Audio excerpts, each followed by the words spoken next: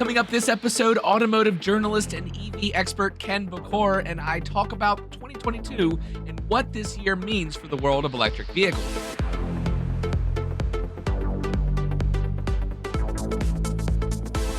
Hello, friends, and welcome to episode 98 of the Eevee Resource Podcast. I'm Zach Hurst, and each week I bring you the latest EV news, information, and interviews with industry experts. This week, we do have a special interview with Ken Bokor. I know you're going to love it, so stick around.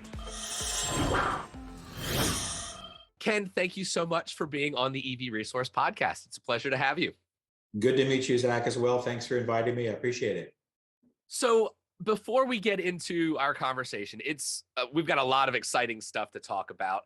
I want you to tell a little bit about your background. I mean, you are an official automotive journalist. You've been doing this for a while. You do a lot of reviews. You have your own YouTube channel and podcast. Talk about that. Well, thanks for asking. Yeah, it's something that I do it's a passion for me. So I do this for the causality, as I'm sure you're motivated that way as well.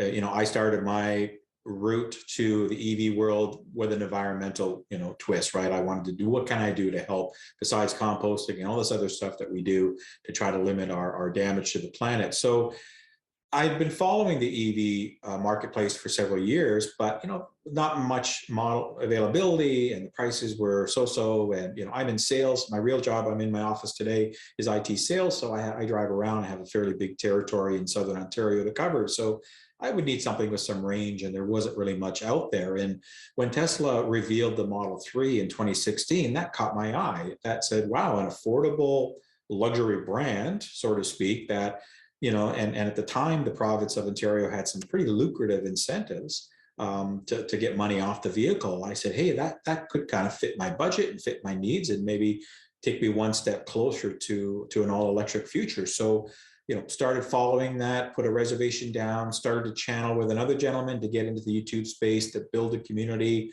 started learning my way around, the journalistic side of things. Just making touch points and stuff. And then in 2018, I decided, I don't want to really just do a channel only on Tesla. And mind you, the channel that I was doing with Trevor, I was always bringing in other news beyond Tesla. But I wanted to kind of focus a bit more and go outside that box and look at a little bit more of the global impact that this revolution is going to have. So started the EV revolution in 2018, and I haven't looked back. Again, I do it part-time. I try to keep up with current events, some car reviews. And yes, as you mentioned, I made achievements to be part of the Automobile Journalists Association of Canada, which gives me some press credentials and gives me some accessibility into the OEMs here in Canada to get press fleet vehicles and to be part of announcements and PR junkets and new releases and all this kind of news and stuff. So just that's the approach that I take, is a bit more serious, and I try to frame everything around just an average consumer mindset. That's how I look at it. Like, how would this work for me in my daily or in a daily use case? How could electrification work? So I tried to bring that information in that realm. So not really, I don't have a mandate to push Tesla or to push GM or Ford or anybody. I try to bring everything that's out there and continue to update and educate folks. And that's what I'm all about. That is an approach that really allows you access to electric vehicles that the majority of people wouldn't have, so that you can share information and what is relevant to the common consumer long before they will actually be able to see it themselves, which is beneficial because most people, when they're shopping for vehicles, they're going to do a lot of their research online long before they ever see the car in person themselves. Additionally, having access to many different vehicles gives you, at least now many different vehicles, gives you a broader sense of what's available, so you can compare and contrast in a better way than most people would be able to do that on their own. Yeah, you're totally correct, Zach. So, a few years ago, there wasn't much, it's kind of slim pickings, right? In the EV space, there's a half a dozen or so models, a couple more. They're all really relatively expensive, low range, but there's more and more stuff coming out. I know we're going to talk about maybe some stuff later in the show here, but that's it. It just, now, the floodgates are open. And, you mentioned about potentially a tipping point and I get that question a lot, and I ask that question a lot of people as well. And you can look at tipping points in different ways, whether it's the amount of sales that are, that have passed 50% of something else or whatever. But I would tend to agree. I think that we have hit a tipping point in EVs for two reasons. One, the Model 3 reveal was kind of I equate that to the iPhone moment of all electric vehicles. So it's not that, Elon invented a new car or, because the car has been around for 100 years. So, and when the iPhone came out, we had smartphones and we had PDAs. And I'm going to date myself because you're a young gentleman there, Zach. But, I remember the BlackBerry days, the Palm Oh, sure, Trios and all this yeah. kind of stuff, right? So, but he didn't reinvent the phone, but what he did was reinvent the user experience and what you could do to augment the feature sets on that phone by not having to do it yourself, by having a whole slew of developers, write apps for it and make that device much more multifunctional. And that's what was revolutionary. And Tesla kind of the same thing with the Model 3 is making it more affordable, but making it simpler, putting everything on one screen. And some people like that and some people don't. And I get it. I like buttons too. So, I have a Model 3, so I'm used to it. But, some people want to stick with a certain look and feel, and I get it. But, make that simplified experience, make that user experience easy. Just charge it up, like you do your phone overnight, set it to whatever threshold, get in the car in the morning and go. And don't worry about how much efficiency you're getting, how many kilometers per 100, how much energy you're using per kilometer or per mile or whatever. Don't get hung up on any of that stuff. Just get in and drive the car, because they're building them now with battery capacities that are pretty well enough for the majority of daily use cases. And I think that's where it takes us to the other tipping point, is now they're more mainstream, right? People aren't looking at guys like you and I saying, oh, you Eevee guys are nuts, right? You're way out there. Now it's like, no, yeah, we see it, we get it, we know it's coming. And I think the second major tipping point was when Ford kicked in the 150 and said, we're electrifying that, because that changed, now you're getting to a whole new marketplace that wasn't really thinking about electrification. Yeah, you had Rivian and you have some other, startups that are out there doing something, but, Ford's the big daddy in that market, right? And then GM and Dodge with the Ram are really the big three. So, they're all getting into the game too. And to me, that was another transitional tipping point, because now that really makes it mainstream, main market, hits the workplace of America and Canada and other countries too. So it broadens the reach of electric vehicles, that they're not just these high-end luxury vehicles to boot around in, but you can actually pull things, carry payloads, do work with them, and they operate much more effectively, better and cheaper in the long run as well. So I think we're there. Now the floodgates are open, and I don't think there is any turning back. When you mentioned that earlier, I think that we're beyond that now, and you've got the OEM spending billions and billions of dollars. GM just announced spending another couple billion yes. on that new battery plant today in Michigan, right? So, this is real money. And some people, say, well, it's only Tesla, everybody else is fake. But no, I mean, they're spending real money and Yeah. they're doing things, right? Well, I completely agree with everything you said, first of all. Tesla started it. It was really the spark, that initial ignition to the fire that's really going to be pushing all of this. Mm-hmm. What I found about Tesla is that they made electric vehicles into a common conversation. Mm-hmm. They took this technology from the fringe and brought it into the spotlight. But they didn't, like you were saying, make it normal. Teslas are not normal cars.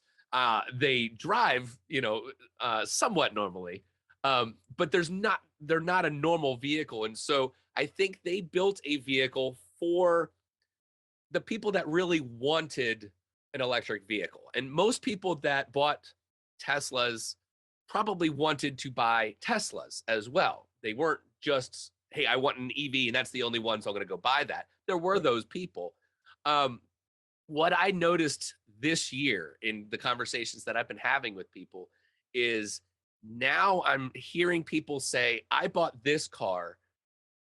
The fact that it was electric was just an afterthought, an added bonus. It really, they weren't going to go out and buy an electric car. That's not what they were searching for. They just found that this car fit their needs the best. And yeah, it was electric. Um, that I think is the big, big point that people are reaching, that they're going, oh, this car will do everything I ask it to and more. It will never be something that isn't right for what I'm using it for on a regular basis.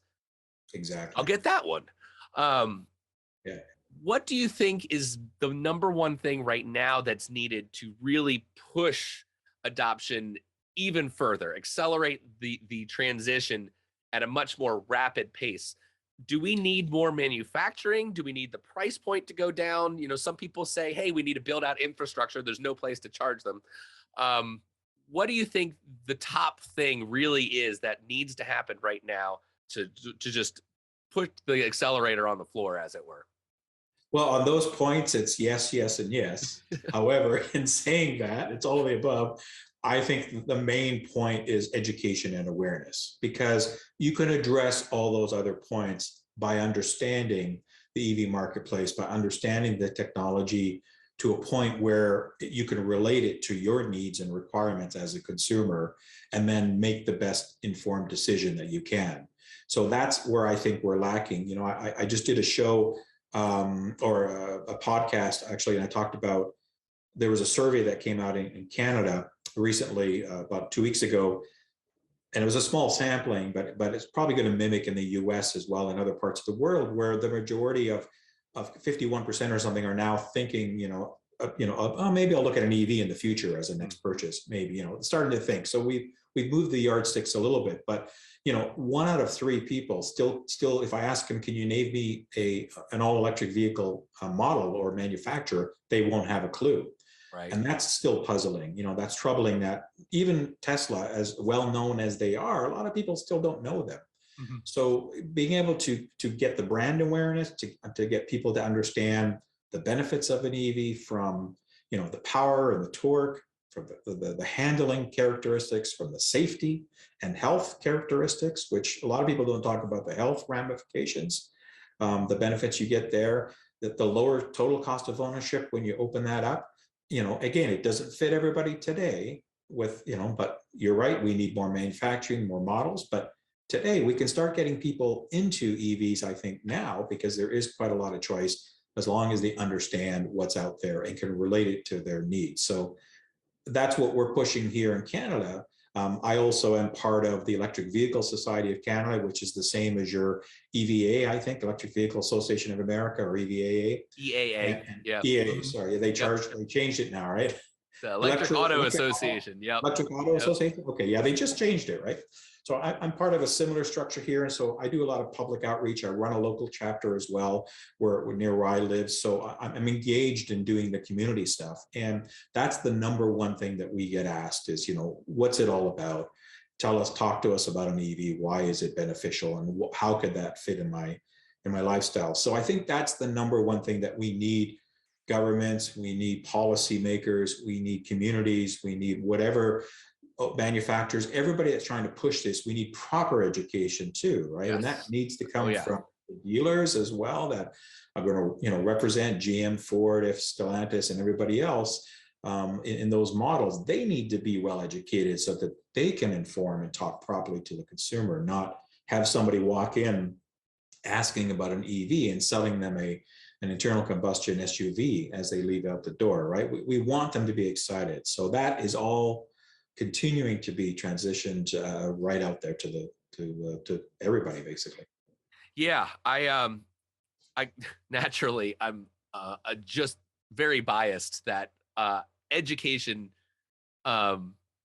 still, I agree, is extremely important. I started EV Resource, coming on 2 years ago. Actually, no, it's already been 2 years. Nice. So, congrats. Let's see, June will be 3. Good Didn't really start the podcast or magazine until 2 years ago, so that's why that's in my head. Yeah. But the big thing was primarily education. I just wanted people to have a place to go to get all the answers that they needed, even for questions that they didn't know to ask. You don't know what you don't know. And unfortunately with EVs, I realized after buying one that there was a lot that I didn't know. And so I wanted to take that and share that passion and the experience, and that the knowledge that I had, because I thought I knew enough. And I guess I did, because I did buy one. But there was still so much that I learned since then Yes. that I wanted to share with people. I myself, I'm a member of the local EAA chapter, which is Drive Electric RVA. For anybody that's watching or listening, that you're in the Central Virginia, check it out. But I mean, there's groups all over North America, all over the US, all over Canada, I would assume. And so there are these outlets of education, if you will. But even digitally, your podcast and my podcast and the YouTube channels, we're definitely not the only ones. There are a lot of great ones out there. But like anything on the internet, you got to be careful what you're listening to or watching, and don't accept everything as gospel. Watch a lot of stuff and then, kind of compare. That's I've noticed that when I'm talking to people, the questions that I have received have changed over the last 2 years or 3 years, where before, a lot of the questions I would get, like, hey, how long does it take to charge? What's the range? And I think those haven't changed. Mhm. One of the questions that has stuck with me, for whatever reason, that I think it really highlights how much we have to do on an education front. People ask me, well, can you either charge it or can you drive it in the rain? Yeah. And I mean, I thought that was kind of silly, and I thought maybe I'm just running into the wrong people. But I don't remember exactly when it was, but I saw a report that came out of the UK, which arguably Europe is 3 to 5 years ahead of where we are. So you would Yes. expect, at least on the education side of things, that the general public would have more of a base of knowledge when it comes to EVs. You would And expect. it was 18% of people that responded to this poll thought that you couldn't drive an electric car or charge it in the rain. Right. And I'm going,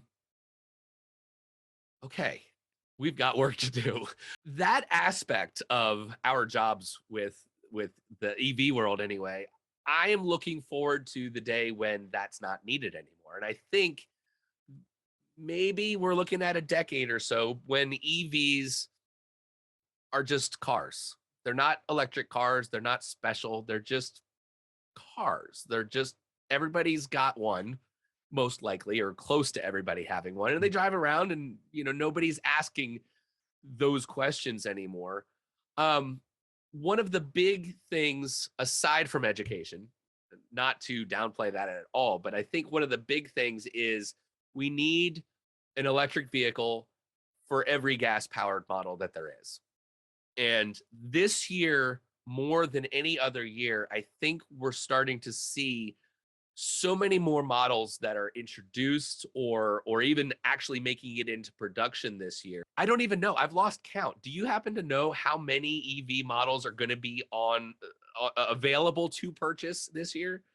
Yeah, it's a great question. And I was looking for my slide deck because I did do a presentation on one of my last EV meetings about that. In North America, there's about 30 plus models that are Okay. scheduled to hit showrooms or to be available for purchase this year alone. I had Um, 38 in my head, so maybe yeah, that's so maybe that, 30 that's right. plus, give Yeah. or take a few, because some are startups, like let's say Aptera and, Wolf, I think it is.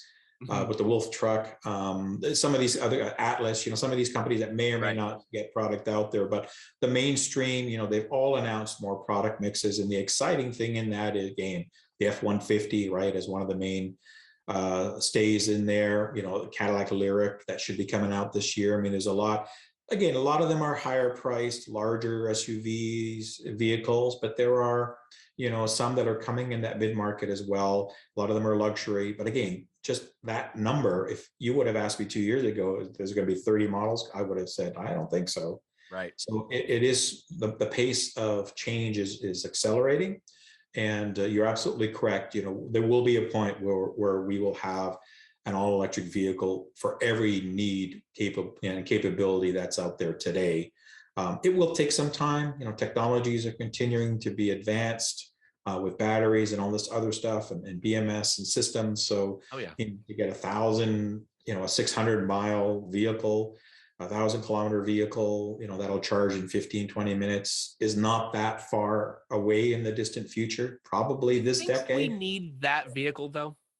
No, that's a great question. That's kind of where I come from. Is I don't think we need that. Everybody gets hung up on I need 1,000 miles range Right. or whatever, but you don't on average. The average internal combustion vehicle, is about 400 to 500 kilometers here. So what's that? 200 to 300 miles, I guess. 300 roughly.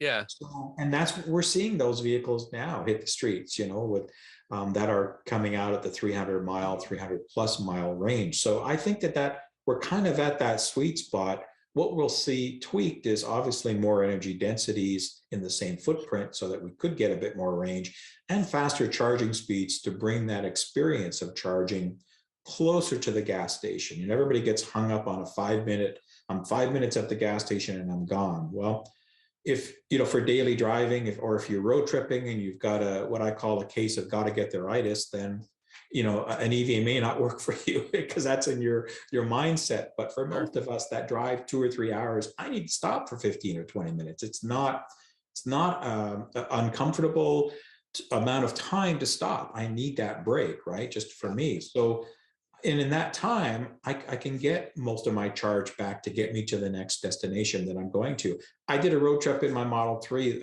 last summer with my family. We went 1,500 kilometers each way, so 3,000 kilometers. And my average charge stop was 20 minutes. Yep. And, I drive for about 2.5 to 3 hours, stop for 20 minutes, and then go again.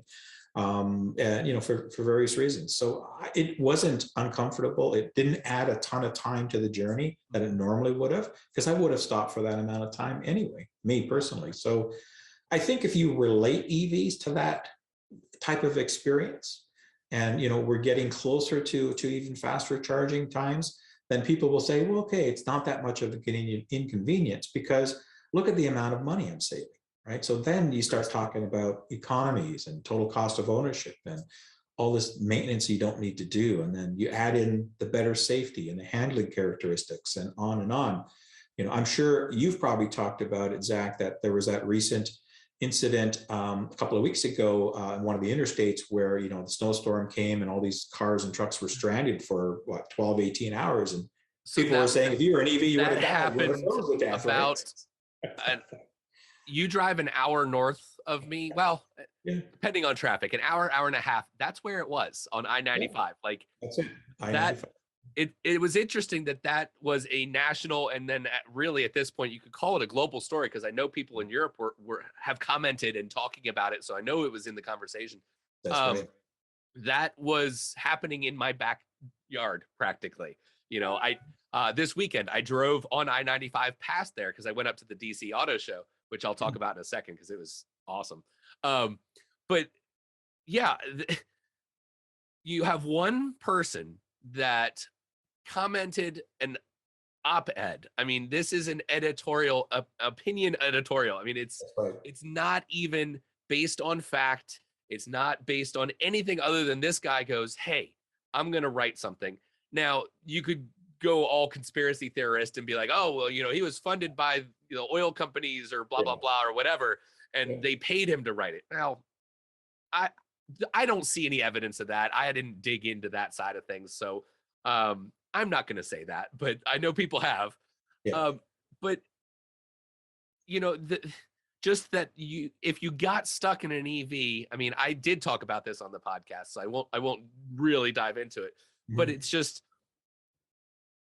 the premise that, well, the fact actually, I won't even get into the theories, but the fact that EVs are absolutely the better vehicle to be in, generically, across the board, the electric vehicle technology is better than an internal combustion engine technology in that situation. However, my car, not the Model 3, but the Chevy Spark EV, would be the worst car to get stuck in that situation, because on the highway, I've got a 60-mile range anyway. I mean, I've got 13 kilowatt hours of usable battery at this point. It came with about 18 usable, but it's been used, and the battery is degraded over the last few years. I mean, it's a 2016 model, so it's like 6 years old now. And I have definitely used it for many reasons outside of its specific purpose originally. It's a city car. You're not Right. meant to go on road trips. Well, I've taken it on a road trip, 550 miles round trip. So I don't know what that is kilometers wise. It's probably close to Close to 850, 1,000. 900, something like that. Yep. Um, in a small little dinky car where I'd stop every hour and I'd Mhm. charge for 15, 20 minutes and then I'd get back out there and then I'd stop. And it's funny because I enjoyed that road trip more than I have taken the same trip in a gas powered car that obviously took less time. Yes. But I liked having those stops to get out and stretch. And by the time I got to my destination, um, I wasn't tired. Mhm. That's the thing about driving in an EV. You don't have all the noise and the vibration and Mhm. well, to round it out, harshness, um, That's right. that you do with an internal combustion engine. So it's definitely something that I think people don't get it. Mhm. And even with the snowstorm story that came out, that people don't get it unless they've experienced it. That's right. And the problem with that is it's a catch 22, isn't it? It's like you know, the best way to sell an EV is to get somebody to experience an EV. Mhm. Um, and that's hard to do when there isn't any inventory. Dealerships don't have cars for people to see and to show. And while that's certainly a struggle now, I obviously it won't be forever. I think the best way to get people to experience an EV is through a ride and drive event. Yes. Something put on by a local group, or even put on by the power company. You Mhm. know, where does your electricity come from? Here it's Dominion Energy. I know they put on ride and drives that I've participated in and helped show the Model 3. Um, that's something where I think we need more of that to Yes. give people an environment where they can see a bunch of different models from a promoter of EVs that's brand agnostic. You go to the dealership, they're going to try to sell you their car. If you go to Ford and you're asking about the Mustang Mach E or the Lightning, and you say, absolutely, I will not look at any gas powered cars, which nobody's going to say that, but Mhm. they're going to show you the Mustang Mach E and the F-150 Lightning. They don't want you to buy anything else. Right. So I think having more events where people have this opportunity to see a number of things, I think that's really the key in helping people understand and experience what an electric vehicle is like, not just reading about whatever on the internet. Exactly. And that's where organizations like what you're part of and I'm part of, that's what we help do is right. We bring knowledgeable EV owners to talk about their experiences. Some are more, um, uh, fun to listen to than others, and some have more opinions than others, but that's okay. It just means Yes. we're passionate about what we do and what we talk about. So we can share those experiences. And then you're absolutely right. We run events, you guys run events. It's happening all over the place. Plug in America, National Drive Electric Week, all this kind of stuff that happens all the time. Lots of things. We have an organization here in the Toronto area called Plug and Drive. Part of their funding comes from the utility companies. Cool. So they're partially funded, and they're there as an education. That's it. That's all they are there to do is educate consumers. You can walk into their showroom, see a couple of models. They have probably 10 or 15 different EVs on the lot that you can drive. They don't sell the cars. They just pick a vehicle. They'll tell you all about it, all the ins and outs, talk about charging, answer questions, all this stuff. So, those kind of organizations are popping up around the world as well to get to get people behind the wheel, because you're absolutely right, that's what sells it, Yeah. but I also our hadn't heard of experiences. Toronto Plug and Drive. So I wrote that down because I'm Yeah. going to look into that further. I have heard about like the EV Experience Center in the UK, UK, which is yes. like a similar thing. Yeah. I've had dreams of starting my own little organization to Nice. mimic that exactly, to have a small fleet of EVs that people can come and experience. There's no pressure. You're not trying to sell them anything. You're not a Right. dealership, right? Right. That's the whole point. So they can walk in instead of going to 5 or 10 different dealerships, and they can take their time, book some appointments, and see and get educated by somebody that's just trying to help spread that awareness. So I would imagine now with so many more EV models available that organizations like that are going to have a tougher time picking and choosing, because you're not going to have every model. Like no. at a certain point, that is not sustainable. So Correct. then which ones do you pick to be the best representation of that vehicle segment? You know, are you going to have a Tesla Model S Plaid? No. Probably not. Probably not. Although if I start one, I will have one because I want I'm one. coming to yours. Uh, I'm coming down to Virginia. Exactly. So this year, 2022, it's early. It's one thing that's very easy to talk about is what does this year look like for the world of electric vehicles? And I'm going to ask you that without touching on anything else. I'll let you take that wherever you want. What do you think? What can we expect from 2022? I'm calling 2022 the year of the EV. And as I mentioned earlier, because there's so many new models and there's so much activity now from not only the startup and what you could even call Tesla a fringe OEM if you want to, but I think, market cap aside, they've established themselves and they're doing what they do in the sphere that they play in. They're excellent at doing it. So they shouldn't be discounted for that. But the amount of activity that's happening, we constantly see announcements from the major OEMs. And for people that don't understand what that is, that's the auto manufacturers. That's just a term for that. So the GMs, the Fords, the Stellantis, which is your FCA, Chrysler, and all those divisions around the globe now that are together under one umbrella. VW Group that has 12 brands globally. All these other car companies that are building vehicles, tier 2 and beyond. They are all coming out with electrification announcements for the most part that have some sort of targets that they want to get to X% by a certain date. And most of that is to convert a quarter or half of their existing fleets to electrified vehicles within this decade. So it's fairly substantial movement that they're moving on. So but they had to start, this process a while ago, because I think, as you know, Zach, to pen a design on a napkin to have a vehicle rolling off a production floor, a plant floor, is about 4 to 6 year process. Let's say 5 years on average. So we're starting to see all these vehicles hit the showrooms this year that have already been being worked on for the last 4, 5, 6 years. So Tesla's had that advantage because all they do is all electric from day one. So they've been able to hone and refine and get those economies of scale. But all the other guys had to learn that because they've been building the same thing for 100 years, so to speak. So the major players, so they've been able to retool, retrain, reinvest, and get there. And now we're going to start to see the fruits of those labors. So that's why I think this year is going to be a transitional year in the EV market space, purely because of the amount of inventory. Even if they're not a lot of inventory, the amount of choice that is available this year versus any other year is a magnitude difference. And the amount of awareness that's out there. Almost not a couple of days go by where you don't hear some sort of EV news. Even if you're not watching you or I or following a website, you're just watching your normal news. Yes. Tesla comes out every once in a while. GM comes out. They're, when they have announcements and things are happening, they hit the mainstream news, and we're seeing that frequency increase. So it's starting to register into people's minds that something's happening, that there's a lot of activity.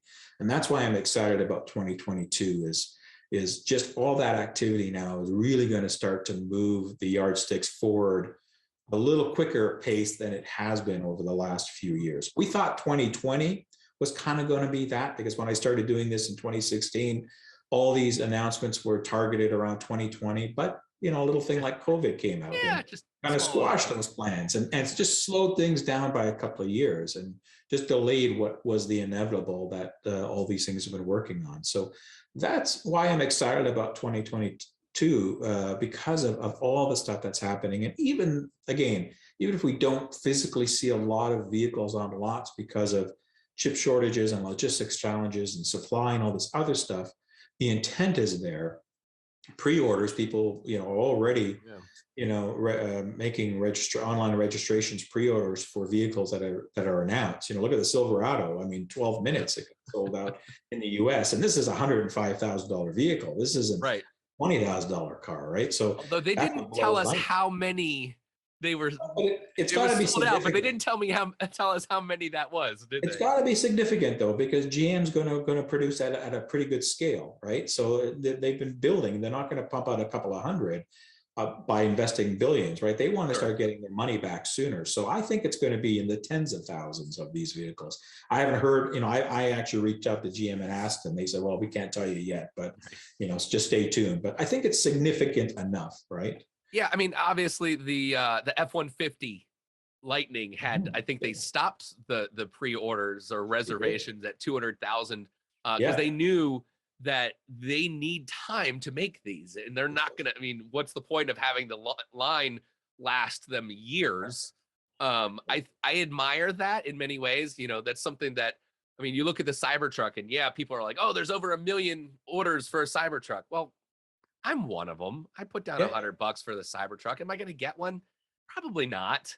Not in the There have near been future. times. How many people that are waiting in line are going to wait another 3 or 4 or 5 years? Probably not that many. Right. So I think that's interesting.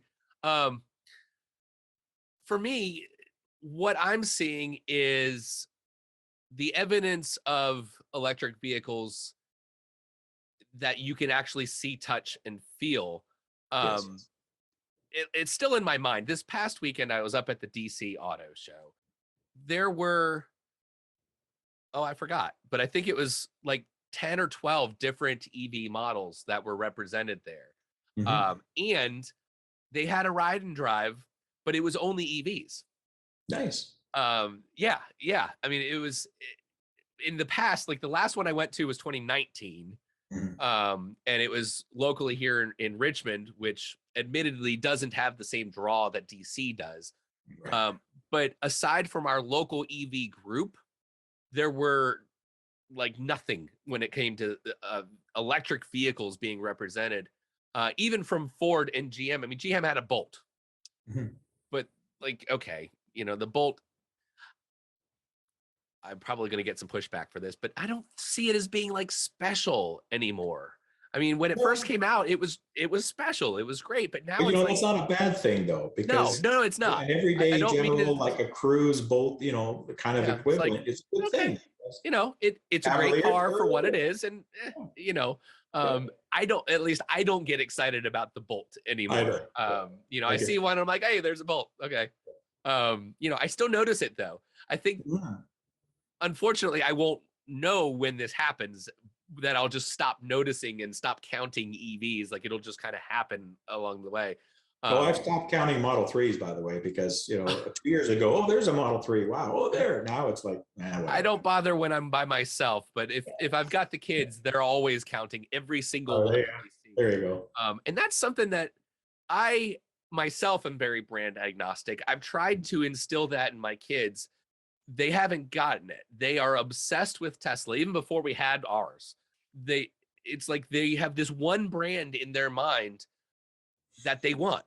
Hmm. I don't know if that's just a younger generation thing or what has Tesla done that's really attracted that buyer, if you will, or future buyer. Well, it's the cool aspect Yeah, of I mean, it.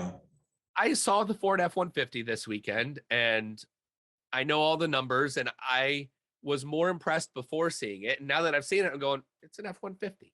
Like Yeah. it's.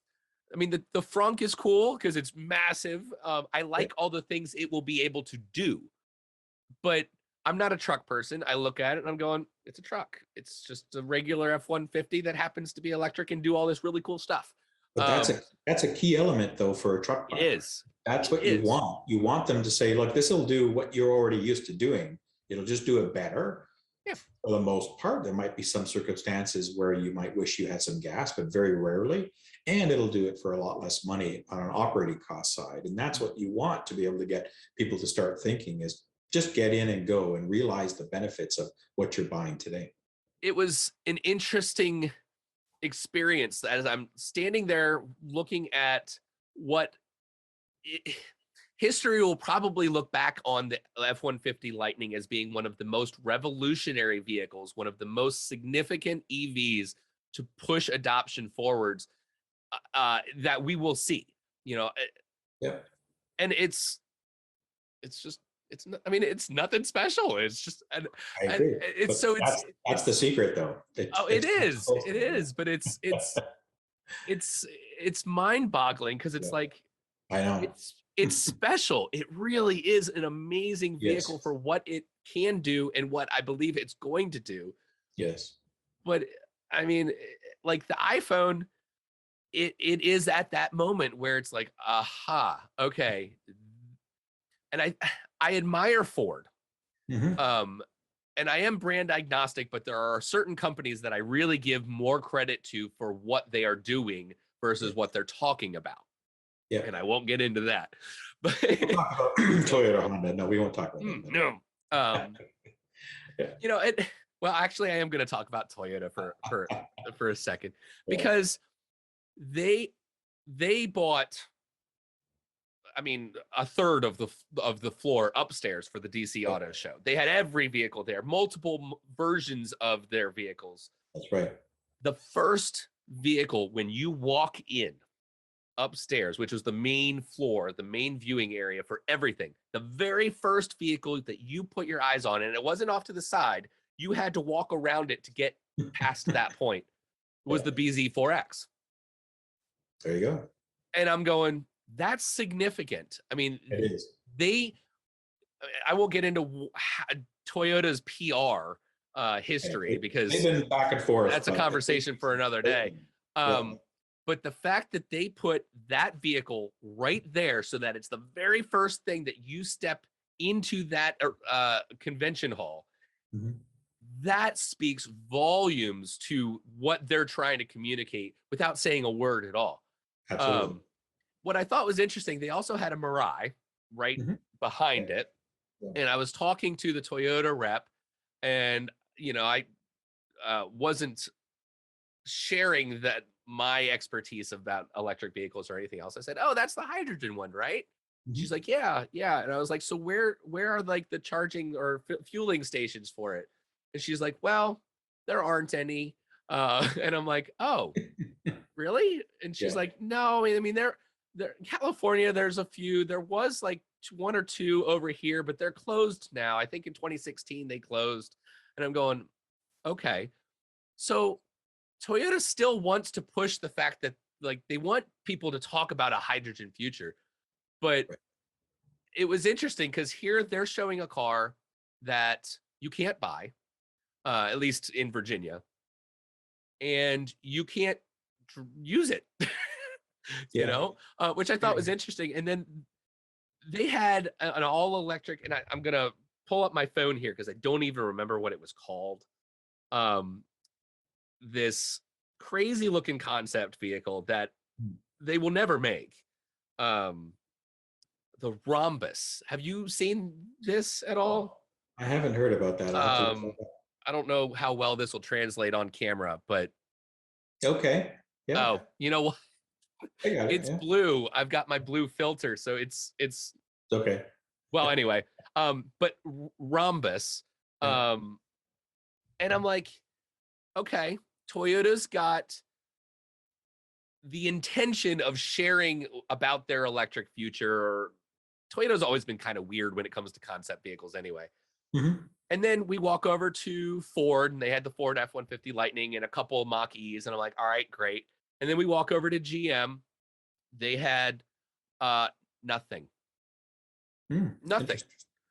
And I asked, and I'm like, where, like, you guys gonna, like, they had nothing. And I'm like, why wouldn't they even have a Bolt? Right. Or the Bolt EUV, or the EUV or anything. Nope, nothing. Yeah. And I'm going.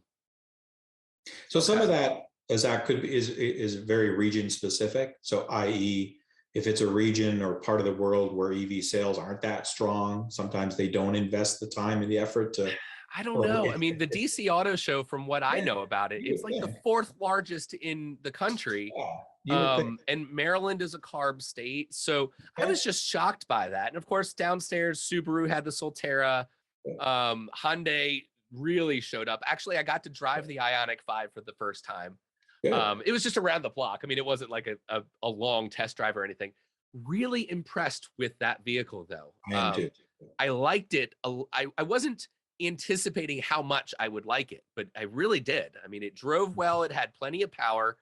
And it was, the power delivery was pleasing. You know, some EVs, some of the EVs that I've driven, just, they might have the power, but they just didn't deliver it in a way that I like punchy. Yeah. You know, so like the rear wheel drive ID4, that's not a car for me. It's just not, it doesn't throw you back in the seat the way I really like. Right. Our Model 3, it's only a standard range plus, but it does that. Yeah. You know, it gives us that experience that I like.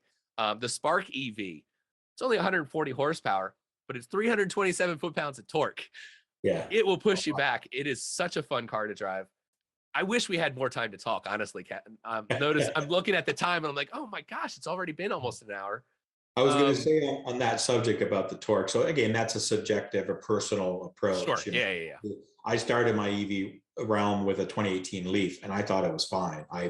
In fact, I run my Model 3 in chill mode because it's too much power, so I don't want all that power. Once in a while, I'll feel a little aggressive and maybe unlock it there. But is playing, Leaf was enough to get up the speed quick on the highway, pass somebody on a 2-lane road, whatever. Sure. Yeah. No problem to get going. So, but I hear where you're coming from. For those people that like that, EVs deliver. So that's a good thing, is that you can get those experiences from pretty well everything out there, because some of them you can tone them down, you can run them in eco mode, so you can change the experience to your liking and get those benefits that you mentioned when you want them. I wanted to quickly jump on Toyota, and yes, they are late to the all EV game. They've been hanging on their hybrid approach for a long time. They've been pushing more PHEVs with the Prime stuff, but I think they're finally starting to get it. And I'm not discounting the Mirai, because actually I had a chance to test drive one on a racetrack and in country roads as well last fall. It was a very nice car to drive. It was a very pleasant vehicle. It actually handled the track quite well for a Civic / Accord type of vehicle that it is. But I totally agree. There's one place in downtown Toronto that I would have to fill it, and I'm 40 miles away from that place. So I mean, that doesn't make sense. But I don't think we should abandon hydrogen, because I think it is a viable future. It's a very green, but again, technologies, the infrastructure, it works great for commercial fleet applications where you can invest in the infrastructure and make those investments back over time because you're lower operating costs. But for the average consumer, if you're not in California or other high ZEV states, it's a challenge. So Toyota, I think, is finally getting there, and your observation is a great one. They wouldn't put that vehicle front and center if there wasn't something behind that. So I think their intent is to really take the PR aside to flip flop. And it's disappointing that GM didn't have a presence, because that's kind of puzzling, because they've been really pushing. Mary is out all the time talking about EVs. They're now, leading. so maybe they didn't have inventory or something to show. I don't know, but I would have, if I would have been GM, I would have had at least a couple of vehicles there. That's interesting. Yeah. But well, maybe they had them there every day, but when I was there, no, I think they heard I was coming and got rid of them. I don't know. But I'm sure your point of the show is that you saw more EVs, as you mentioned, than you have in the previous years. Well, I saw 7. Right? Yeah. I think I counted it as 6 or 7 EV models that I had never seen in person before. Yeah. I mean, the Solterra, the BZ4X, the Ioniq 5, the Kia EV6, the EV6. In fact, the one that set the record, the black one, that's the one that they had there. It was on a rotating platform. Okay. Karma, not the Fisker Karma, but like the Karma EV. I forget which one it was. That was there. So it was an exciting and very fulfilling experience for me to go. Now I just need to get my hands on these cars and review them. Oh, I went for a short test drive on an Arcimoto, the FUV. They were giving Okay, people rides inside. nice. Hopefully I'll get my hands on that for a day. I'm having conversations, so I'm keeping my fingers crossed because I'd love that. Right. Maybe take it around the track, do a track test. But yeah, there were so many EVs, and I'm going, this is fantastic. Yeah. And just listening to the conversations that other people that were just there, members of the public were having about, oh, it's electric and all of this. And Mhm. um, this is the year. I think this is absolutely, to tie it all back around now. Um, Without any doubt in my mind, 2022 is the year that is the tipping point. This Mhm. is when EVs are not only becoming more numerous in terms of the number of options available and models that you can go out there and buy, but also this is the start of the normalization of Yeah, electric vehicles. exactly. We Yeah. are going to get to a point within the next 5 years, I think, where we'll start to see EVs advertised, and they might not even mention, or at least prominently, or focus on the fact that they're electric. They might mention it, but that's not gonna be part of the sales tactic anymore. Right. This year has started pushing towards that direction, I think. Hmm. Totally agree with you. More mainstream, right? As you said, I mean, that's it. EV will just be another vehicle of choice, and you'll be looking at feature sets, versus other feature sets and technology and other things that are important to consumers. And yeah, this decade, certainly, again, we've crossed that tipping point, or are crossing a tipping point from an awareness and from a just from all that stuff out there. We didn't even talk about all the public policy that's going on in governments, with even if the Biden infrastructure doesn't all happen because it's still being debated, but the intent is there. And again, it gets public eyes, it gets news, it gets people looking at it and talking about it. Here's the Here, conversation. yeah, Yeah. it's a conversation here in Canada. We're looking at a national ZEV mandate, hopefully within the next year or two. We have some provinces that have some of that, but we need a unified approach. Yeah. And in Europe, they're all adopting various standards and methodologies as well. So this is just continuing to mushroom out. And so we're way past the floodgates have opened and the tsunami has started. So we can't stop that. It's just a Yeah. matter of how fast it moves and how far it goes out. But it's just a matter of not if, it's just when, from a timing. That's all. Yep. Absolutely. For Yep. sure. Well, Ken, I want to thank you for, it doesn't feel like it's been an hour already. So, No, when you said it's that, I'm going, really? Wow. and honestly, the only reason I would stop here is because I know people don't have the kind of patience for Yeah. watching something as when they're actually engaged in having that conversation. So to spare people perhaps from listening to the two of us rant for the next day, we'll go ahead and close out. Before we do, I want you to share for people where they can find you, where they can listen or find the EV Revolution show. What's the best way to connect with what your efforts are? Yeah, I appreciate that. So I'm on YouTube. That's my main platform that I use to get the messaging out. Just search for EV Revolution Show. I'll come up and you'll find me there. If you're interested in subscribing, check it out. I do a new style format show. I do car reviews. I do event coverage. So you'll see various different things. I also have a Model 3 that I got just over a year ago. It was September 2020, so a year and change. And I do a bit of a series called Tesla Timeouts where I focus on that vehicle, talk about my experiences. I do some product reviews specifically related to the Model 3 because people send me stuff now. So I don't mind doing some reviews and some of the things that I've done for that vehicle. So if you're interested in the Tesla market, you can check that out as well. I also do audio podcasts, so similar to yourself, where I have guests on from around the world, talk about various different things in the EV marketplace. You can search any of the podcast players or iTunes, Google Play, Spotify, Stitcher, all the major apps out there. Search for Eevee Revolution Show audio podcasts. I'll come up there as well. I have a website, eeveerevolutionshow.com, which is the host site for those audio podcasts. So you can listen to them from there or download them from there as well. And then I'm on Twitter. That's my main social media platform. You can find me at Eevee Rev Show is my Twitter handle. And that's kind of my main thing. I'm on Instagram as well, Eevee Revolution Show, but I really don't do Instagram justice. I'm still kind of old school playing with this stuff. So I got a few hundred followers and I don't know why, because I don't really do much, but I'll try to get a little bit more active on Instagram. But that's Twitter is kind of my main thing. So you'll find me pretty active on a daily basis on Twitter. So that's it for this episode. Thank you so much for watching and listening. If you haven't already, go ahead and hit like and subscribe, and on YouTube, give the thumbs up. That way you guys will get all of the future shows delivered to you automatically or get notified about the next video that I do upload. Ultimately, it does help more people find the Eevee Resource Podcast and get introduced to this great information from a lot of experts all around the world that they might not have heard otherwise.